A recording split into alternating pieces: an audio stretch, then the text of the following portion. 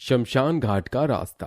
ये कहानी है अंधेर नगरी के उस खूंखार शमशान घाट के रास्ते की, जहां पर जाने वाला इंसान कभी लौट कर नहीं आता था।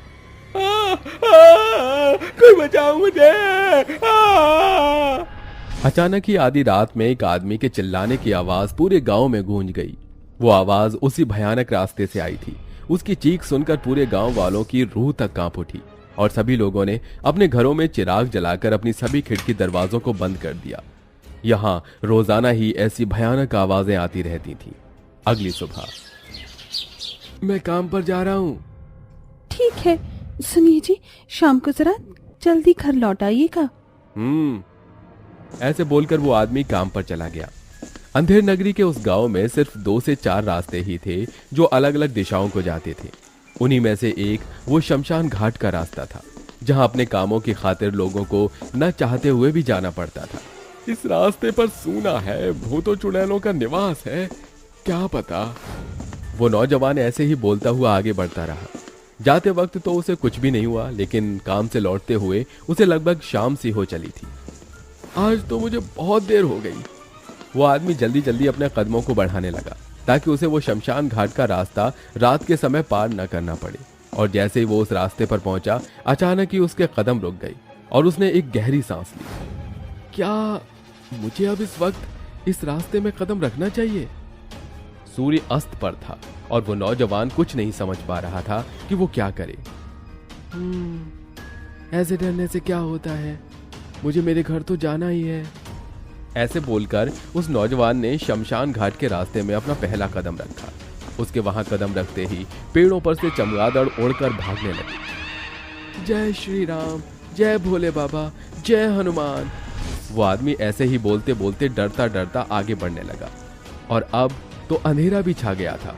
जैसे जैसे वो कदम बढ़ाता, उसके पीछे की जमीन चटकने लगी और उसके अंदर से भूतों के हाथ निकलने लगे। जय श्री राम, जय भोले बाबा, जय श्री राम।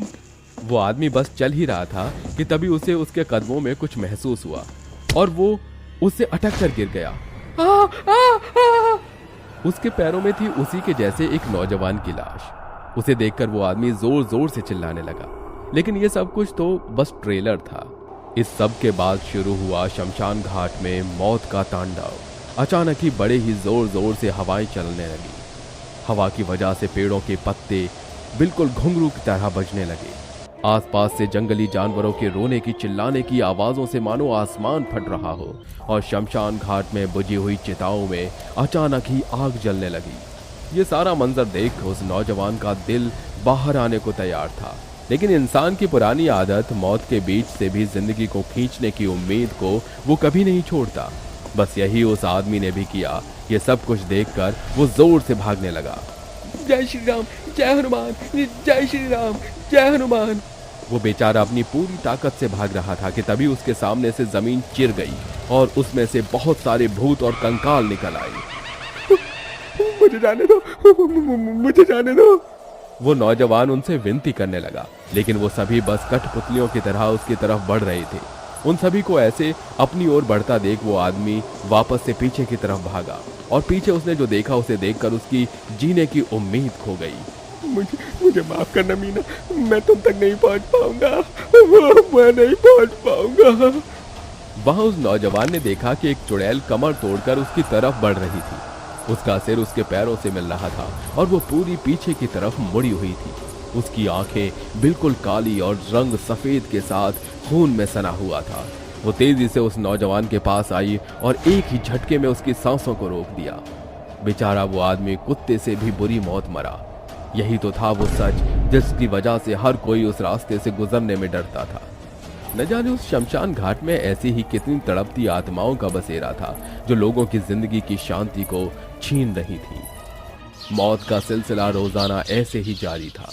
बच्चों, बूढ़ों और जवान इंसानों की बेइंतहा भयंकर मौत की लाशें दिन के उजाले में शमशान घाट के बाहर पड़ी हुई मिलती थी। उन्हें इतनी बेरहमी से मारा जाता था कि देखने वालों की रूह भी कांप उठे। अब नवरात्रि आ चुकी थी और गांव के मुखिया का बेटा शहर से वापस गांव अपने परिवार के साथ नवरात्रि की पूजा करने आ रहा था। शाम तक तो मैं घर पहुंच ही जाऊंगा।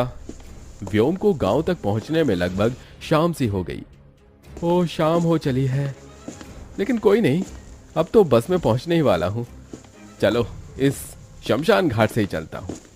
व्योम बिना सोचे समझे शाम के समय शमशान घाट में प्रवेश कर गया और फिर कुछ ही देर बाद उसे भी कुछ कुछ महसूस होने लगा। जंगली जानवर भयानक आवाज में रोने लगे और व्योम को ऐसा लग रहा था जैसे किसी के कदम उसका पीछा कर रहे हो। यहां सब कुछ इतना अजीब क्यों है? अभी वो शमशान घाट के बीचों बीच ही पहुंचा था कि फिर से जोर जोर से हवा चलने लगी, बादल गरजने लगे और चिताओं में खुद ब खुद ही आग जल गई। ये सब क्या है? ऐसे बोलकर जैसे ही व्योम ने पीछे देखा, उसे भूतों, चुड़ैलों और अधजले मुर्दों के शव दिखाई दिए, जिन्हें देखकर उसकी चीख निकल गई। आ! व्योम चिल्लाकर तेजी से भागने लगा कि तभी जमीन में से एक भूतिया हाथ ने उसका पांव पकड़ लिया। छोड़ दे मुझे। व्योम बहुत डरा हुआ था और भूतों कंकालों की टोली उसकी तरफ ही बढ़ रही थी। चमगादड़ हवा में नाच रहे थे और व्योम को अपनी मौत अब साफ साफ नजर आने लगी थी। हे माता रानी, मुझे बस एक बार मेरे परिवार से मिलवा दे, मेरी मदद कर माता रानी। व्योम मन ही मन माता रानी से मदद की गुहार लगाने लगा। वो सच्चे मन से माता की याद कर रहा था। एक चुड़ैल ने उसे अपनी चोटी से पकड़ लिया था, लेकिन व्योम ने हिम्मत नहीं छोड़ी। अब तो गया। चुड़ैल ने ऐसा बोला ही था कि तभी व्योम के ऊपर माता रानी की चुन्नी उड़कर आ गई। ये चुन्नी बिल्कुल माता रानी की व्योम के लिए मदद की तरह थी। दरअसल बाहर कुछ माता रानी के भक्त उनकी बारात लेकर जा रहे थे। बस वहीं से वो चुन्नी उड़ी और व्योम पर आ गिरी। माता रानी की चुन्नी देख सभी भूत चुड़ैल पीछे हट गए। जय मां, जय मां। व्योम ने उस चुन्नी को खुद पर लपेट लिया और वो तेजी से भागा। भूत चुड़ैल भी उसके पीछे ही थे, लेकिन खुशकिस्मती से व्योम उस खूंखार शमशान घाट के रास्ते को पार कर आया। वो पहला शख्स था जो उस शमशान घाट के भूतों से बचकर लौटा था। वो हाँफ रहा था और उसका शरीर भी कांप रहा था। घर जाकर व्योम ने पूरी घटना गांव वालों को सुनाई। अभी तक बस हमें वहां पर बुरी आत्माओं के सायों का शक था, लेकिन अब यकीन हो गया है। वहां कोई चोर या डाकू होते तो हम कुछ कर भी सकते थे, लेकिन तड़पती आत्माओं से पंगा लेना मौत को दावत देने जैसा है। इसीलिए पंचायत ये फैसला लेती है कि हम उस रास्ते को हमेशा के लिए बंद करवा देंगे। हमारे गांव में नए रास्तों का निर्माण होगा, जिससे कि सभी उन भूत प्रेतों से सुरक्षित रह सके। उस दिन सभी गांव के मुखिया के फैसले से बहुत ज्यादा खुश हुए। गांव में दूसरा रास्ता बनाया गया और शमशान घाट के रास्ते को हमेशा के लिए बंद कर दिया गया। लेकिन अगर आज भी कोई गलती से वहां पहुंच जाता तो वो कभी लौट नहीं पाता। रामनगर को जाने वाली ट्रेन में सभी यात्री बहुत ज्यादा डरे हुए थे। ट्रेन पूरी रफ्तार से अपने सफर पर थी और ट्रेन के अंदर एक चुड़ैल ने एक आदमी की गर्दन को पकड़ा हुआ था। तूने मारा था ना मेरे होने वाले सुहाग को, ले अब तो भी मर। ऐसे बोलकर बिपाशा ने अपने हाथ से ही उस आदमी की गर्दन तोड़ दी और उसे ट्रेन के बाहर फेंक दिया। मान जा बिपाशा, मान जा, अपने आप को काबू कर, हमें जाने दे मेरी बच्ची। वो आदमी रो रो कर उस चुड़ैल से विनती कर रहा था, लेकिन बिपाशा रुकने को तैयार नहीं थी। वो किसी की गर्दन को ही उखाड़ रही थी तो किसी का दम घोंटकर उसे मौत के घाट उतार रही थी। ऐसे ही करते हुए बिपाशा उस आदमी के पास भी पहुंच गई। अब तो भी मरेगा। चुड़ैल बस राजेंद्र की गर्दन को पकड़ने ही वाली थी कि तभी वो रुक गई। क्यों किया आपने ऐसा, क्यों? बिपाशा जोर जोर से ऐसे क्यों बोलकर चिल्लाने लगी। वो राजेंद्र के साथ कुछ भी नहीं कर रही थी, लेकिन सोचने वाली बात थी कि गुस्से की आग में जलती हुई चुड़ैल आखिर राजेंद्र के सामने आकर क्यों रुक गई थी और वो ऐसे क्यों चिल्ला रही थी। क्या आप भी जानना चाहते हो? तो चलिए जानते हैं। सीतानगर के एक छोटे से गांव में बिपाशा और अनिल का परिवार रहता था। उन दोनों के ही परिवारों में जातियों और तौर तरीकों का बहुत ज्यादा अंतर था। जहां बिपाशा गांव के एक इज्जतदार आदमी की बेटी थी, वहीं अनिल बस एक गरीब से परिवार का लड़का था। लेकिन बिपाशा और अनिल एक दूसरे को बहुत ज्यादा पसंद करते थे। बिपाशा, अनिल, तुम? अनिल बिपाशा के कमरे में खिड़की से कूद कर आया था। तुम्हें देखते ही मेरी आंखों को ठंडक सी मिलती है। जानती हो, कल से मैं दीवाना तुम्हारे ही ख्यालों में खोया हुआ था। कल तुम पनघट पर क्यों नहीं आई थी? आहिस्ता बोलो, किसी ने सुन लिया तो गड़बड़ हो जाएगी। रिलैक्स, कोई नहीं सुनेगा। वैसे मैं तुमसे नाराज हूं। क्यों? जानती हो, तुम्हें रोजाना देखने के लिए मेरी आंखें तरसती रहती हैं और तुम कल पूरा दिन मेरे लिए अपनी गैलरी तक में नहीं आई। माफ करना अनिल, वो कल मेरी तबीयत थोड़ी खराब थी। क्या? तुम्हें मुझे बताना। रिलैक्स, अब ठीक है। हाँ शुक्र है। इसी तरह से उन दोनों ने काफी देर तक एक दूसरे से बातें की। अनिल और बिपाशा के बारे में किसी को कुछ खबर नहीं थी। वो ऐसे एक दूसरे से बोल ही रहे थे कि उनकी बातें बाहर से बिपाशा की दादी ने सुन ली। ये छोकरी किससे इतनी बातें कर रही है? लगता है कोनू माजरा है। राजेंद्र को बताना पड़ेगा। बिपाशा की चालाक दादी ने इस सब की खबर राजेंद्र को जाकर दे दी। एकदम से सभी सचेत से हो गए और राजेंद्र गुस्से से दनदनाता हुआ बिपाशा के कमरे तक पहुंचा। जरा आराम से कान लगाकर सुन। राजेंद्र ने अपने कान लगाए। अंदर से बिपाशा और अनिल के हंसने बोलने की आवाजें आ रही थीं। उन आवाजों को सुनकर उनका खून खौल गया। बिपाशा, बिपाशा! अचानक ही उन दोनों की हंसी गायब हो गई। बाबा की आवाज। बिपाशा दरवाजा खोल वरना तुझे जिंदा दबा दूंगा। अरे नहीं बिपाशा, लगता है कि आज हमारा राज खुल गया। अब हम क्या करें? अनिल, अनिल!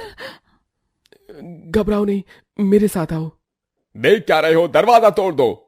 राजेंद्र के नौकर दरवाजा तोड़ने की कोशिश करने लगे। कुछ ही देर में दरवाजा टूट गया और राजेंद्र गुस्से में अंदर आया, लेकिन अंदर कोई नहीं था। अनिल और बिपाशा खिड़की से भाग चुके थे। लगता है भाग गए। गांव वालों पीछा करो उनका।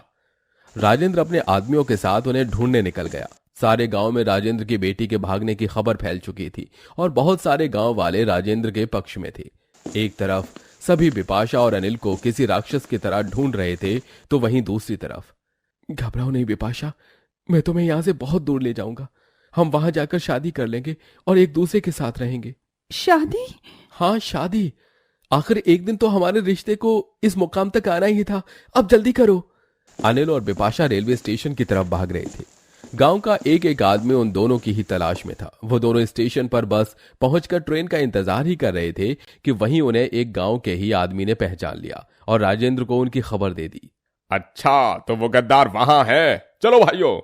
अनिल और बिपाशा को इस बात की खबर भी नहीं थी कि खतरा हर सेकंड में उनकी तरफ ही बढ़ रहा था। वो दोनों तो बस बेसब्री से ट्रेन के आने की राह देख रहे थे और कुछ देर में सीतानगर से रामनगर जाने वाली ट्रेन स्टेशन पर आ गई। अनिल देखो, ट्रेन आ गई। लेकिन ये ट्रेन कहाँ की है? कहीं की भी हो, चलो हम इसमें चलते हैं बिपाशा।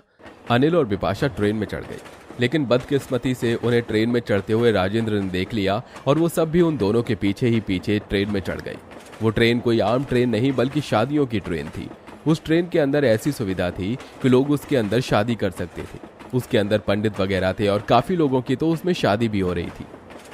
ये कैसी ट्रेन है? शायद ये शादी वाली ट्रेन है। मैंने इसके बारे में सुना था। ये तो सोने पर सुहागा हो गया। चलो बिपाशा, हम इसी ट्रेन में साथ जीने मरने की कसम खा लेते हैं। बिपाशा अनिल को देखकर मुस्कुराने लगी और उन दोनों ने एक दूसरे के हाथ पकड़ लिए। वो दोनों बस एक साथ कदम बढ़ाने ही वाले थे कि तभी पीछे से किसी ने अनिल पर वार किया और उसके सिर को ही धड़ से अलग कर दिया। अनिल! बड़ा शौक था ना तुझे मेरी बेटी से शादी करने का, ले कर शादी। बाबा, ये क्या किया आपने? और तू घर चल, अब तुझे तो मैं बताऊंगा। ये आपने अच्छा नहीं किया बाबा, बिल्कुल अच्छा नहीं किया। बिल्कुल बिल्कुल बिल्कुल अच्छा नहीं किया। अनिल, अनिल, अनिल, उठो अनिल। अरे क्या ये अनिल अनिल लगा रखा है? घर चल तू, तुझे तो मैं बताऊंगा। अब मुझे आप नहीं, आप सभी को मैं बताऊंगी। देखना, सबके सब मरोगे, सबके सब। ऐसे बोलकर बिपाशा जोर जोर से ट्रेन के अंदर भागने लगी और वहीं एक जलते हुए हवन की अग्नि से अपने अंदर आग लगा ली। बिपाशा, बिपाशा मेरे बेटा, दूर रहो सभी मुझसे। मैं किसी को नहीं छोड़ूंगी, किसी को नहीं।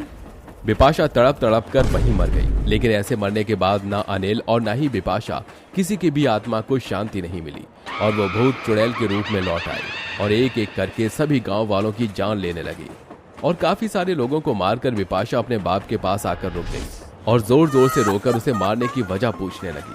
क्यों? क्यों? आखिर क्यों?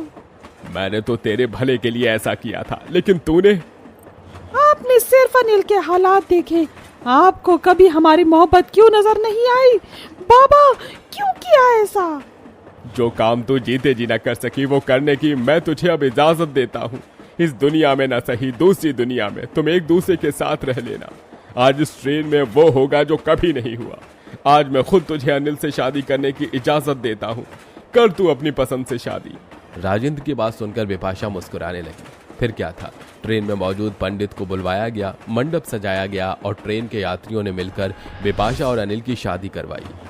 मुझे माफ कर देना मेरी बेटी, मैंने तुझसे तेरी जिंदगी छीन ली, लेकिन मुझे यकीन है कि दूसरी दुनिया में तू अनिल के साथ बहुत खुश रहेगी। राजेंद्र अपनी बेटी को चुड़ैल रूप में दुल्हन बने देख रहा था। अनिल और बिपाशा का प्यार मरकर भी कम नहीं हुआ था। एक दूसरे का साथ पाकर अनिल और बिपाशा राजेंद्र से आशीर्वाद लेकर मुक्त हो गए। उनके मरे हुए शरीर अभी भी ट्रेन में ही पड़े हुए थे। राजेंद्र ने उन दोनों का अंतिम संस्कार किया। उस दिन के बाद फिर कभी बिपाशा या अनिल वापस नहीं आए और सब कुछ सही हो गया।